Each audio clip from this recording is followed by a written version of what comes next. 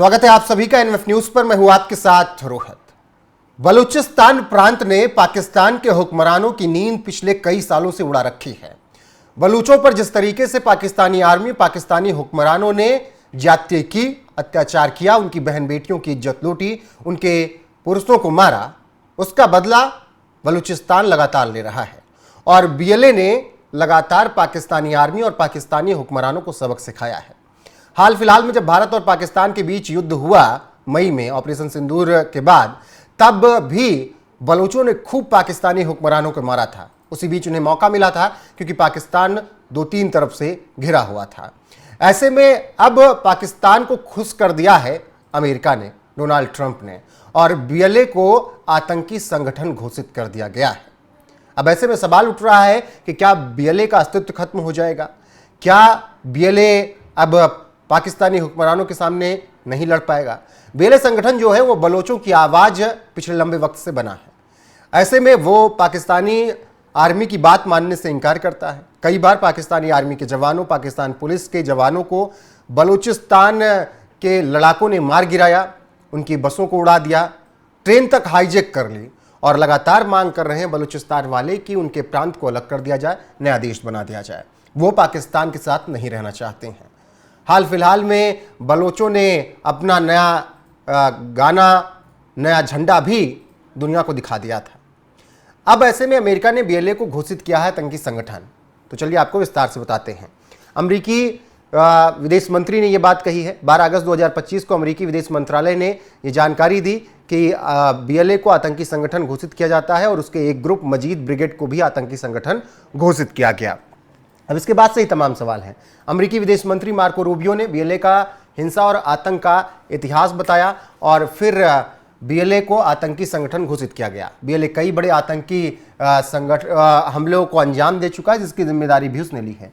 BLA कई बड़े आतंकी हमलों में शामिल रहा है, जैसे 2024 में कराची हवाई अड्डे और ग्वादर पोर्ट अथॉरिटी कॉम्प्लेक्स के पास आत्मघाती हमले किए गए। उसकी जिम्मेदारी बीएलए ने ली और कहा कि हमने करवाया। मार्च 2025 में जाफर एक्सप्रेस हाईजैक हुई और क्वेटा से पेशावर जा रही ट्रेन को हाईजैक कर 300 से ज़्यादा यात्रियों को बंधक बनाया गया, जिसमें 31 नागरिक और सुरक्षाकर्मी मारे गए थे, और इसकी भी जिम्मेदारी बीएलए के लड़ाकों ने ली थी। बीएलए ने चीन, पाकिस्तान आर्थिक गलियारे सीपीईसी से जुड़े प्रोजेक्ट्स को भी निशाना बनाया, और यही सबसे बड़ा कारण रहा जिसकी वजह से उसे आतंकी संगठन घोषित किया गया है। ऐसी खबरें अभी आ रही हैं।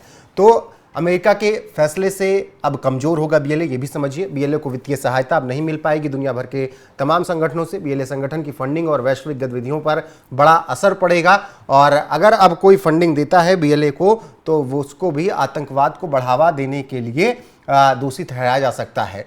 तो अमेरिका के फैसले से बीएलए पर ये मुसीबत आ रही है। पाकिस्तान की मांग पूरी हो गई।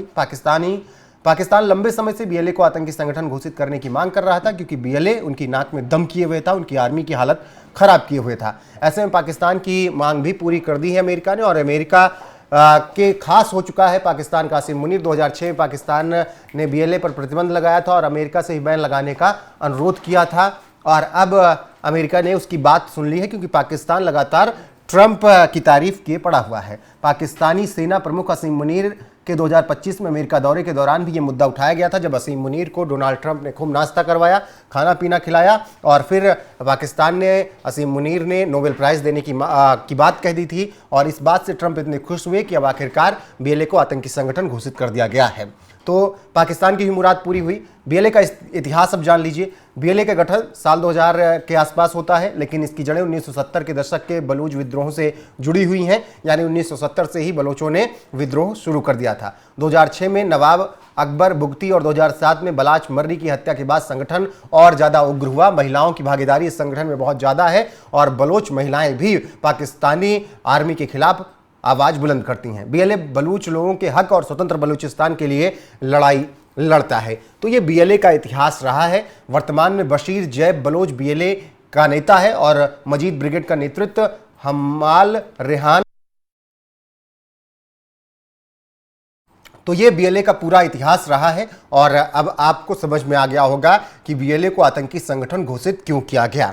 अमेरिका ने बलूचिस्तान की आज़ादी की लड़ाई लड़ रहे बलूच लिबरेशन आर्मी और उसके सहयोगी संगठन मजीद ब्रिगेड को विदेशी आतंकी संगठन घोषित किया, और अमेरिका का यह फैसला पाकिस्तान को बलूच राष्ट्रवाद और आज़ादी की लड़ाई को कुचलने की खुली छूट दे सकता है। यह आशंका गहराती जा रही है कि पाक सेना अब इस निर्णय को बलूचों के खिलाफ और ज्यादा बर्बर दमन के लिए लाइसेंस की तरह इस्तेमाल करेगी और पाक सेना यह कहेगी आतंकी संगठन घोषित कर दिया गया है तो अब इन पर कार्रवाई की जाएगी आतंकियों की तरह ही। तो जिस तरीके से ट्रंप ने यह फैसला लिया उसके बाद से अब बलोचों के लिए मुश्किलें खड़ी हो सकती हैं और पाकिस्तानी आर्मी उन पर भरभर तरीके से अब अटैक कर सकती है।